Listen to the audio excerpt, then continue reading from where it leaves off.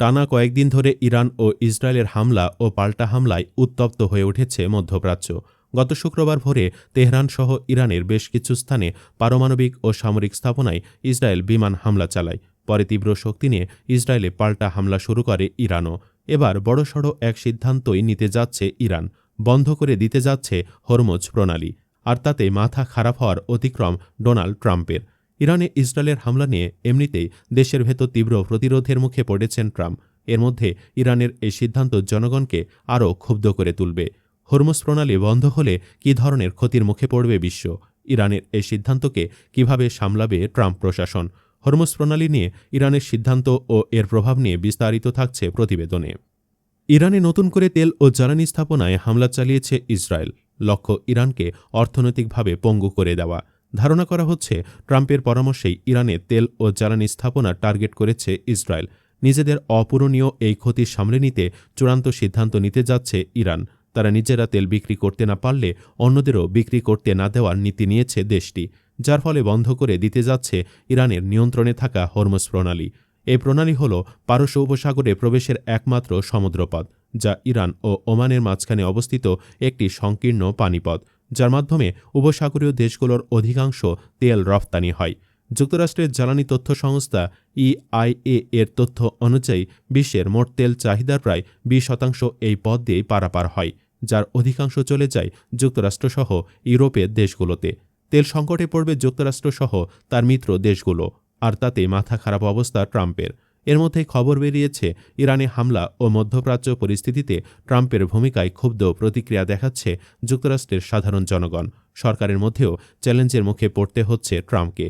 যুক্তরাষ্ট্রভিত্তিক গবেষণা প্রতিষ্ঠান centre for international পলিসির জ্যেষ্ঠ বিশ্লেষক সিনা তুশি জানিয়েছেন, ইসরায়েল যদি ইরানের তেল ও জ্বালানি অবকাঠামোতে আরও বড় ধরনের হামলা চালায়, তাহলে ইরান হরমুজ প্রণালী বন্ধ করে দিতে পারে এবং এটাই হতে পারে তাদের চূড়ান্ত প্রতিক্রিয়া।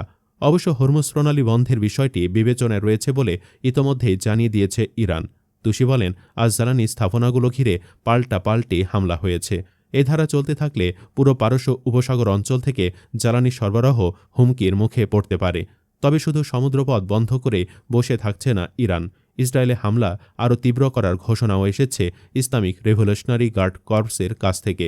ঘোষণায় তারা কঠোর হুঁশিয়ারি জানিয়ে বলেছে, ইসরায়েল যদি হামলা অব্যাহত রাখে তাহলে ইরানের প্রতিরোধমূলক আক্রমণ আরও জোরালো ও বিস্তৃত হবে। ইরান দাবি করেছে, ইসরায়েলের আক্রমণের সময় তারা তাদের নিজস্ব আকাশসীমায় অন্তর্ভুক্ত অঞ্চলগুলোতে 3টি ক্রুজ মিসাইল, 10টি ড্রোন এবং আরও বহু ক্ষুদ্র আকারের হামলাকারী ড্রোন শনাক্ত করে ধ্বংস করেছে। ইরানের এমন প্রতিরোধ ও হামলা বিস্মিত করেছে ইসরায়েলকে, যার ফলে লড়াই টিকে থাকতে যুক্তরাষ্ট্রের সাহায্য কামনা করছে দেশটি। আর সেটাই দেশের ভেতর বিপদে ফেলেছে ট্রাম্পকে। যুক্তরাষ্ট্রের সাধারণ জনগণের ধারণা, দেশকে একটা যুদ্ধের দিকে ঠেলে দিচ্ছেন ট্রাম্প। একই ভাবনা ভাবতে শুরু করেছে ট্রাম্পের রাজনৈতিক মিত্ররাও। ট্রাম্পের আমেরিকা ফার্স্ট নীতি নিয়েও প্রশ্ন তুলছেন কেউ কেউ। আন্তর্জাতিক কূটনীতি বিষয়ক মার্কিন গবেষণা প্রতিষ্ঠান কুইন্সি ইনস্টিটিউটের নির্বাহী সহসভাপতি ত্রিতা পার্সি বলেন, আমেরিকা ফার্স্ট নীতিতে বিশ্বাসী অনেকের মধ্যেই এখন প্রবল ক্ষোভ ও বিশ্বাসঘাতকতার অনুভূতি বিরাজ করছে। কারণ তারা সত্যিকার অর্থেই যুক্তরাষ্ট্রকে আর কোনো যুদ্ধে জড়িয়ে পড়া বা তাতে সমর্থন দেওয়ার বিষয়টি দেখতে চায় না। ইরানের হরমুজ প্রণালী বন্ধের ভাবনা ট্রাম্পকে নতুন করে দেশের মধ্যে চাপে ফেলতে যাচ্ছে। এতদিন চুপচাপ থাকলেও ইরানের নতুন এই ঘোষণার পর মুখ খুলতে শুরু করেছে ট্রাম্পের দল রিপাবলিকান দলের নেতারাও। তাদের মতে, যুক্তরাষ্ট্র যেন এমন কোনো যুদ্ধে না জড়ায় যা তার স্বার্থ রক্ষা করবে না। ট্রাম্পের মেক আমেরিকা গ্রেট এগেইন আন্দোলনের বড়মুখ ও প্রভাবশালী রক্ষণশীল ভাষ্যকার টাকার কার্লসন বলেন, ইসরায়েলের প্রধানমন্ত্রী বেঞ্জামিন নেতানিয়াহুর যুদ্ধপিপাসু সরকারকে যুক্তরাষ্ট্রের সমর্থন দেওয়া উচিত নয়।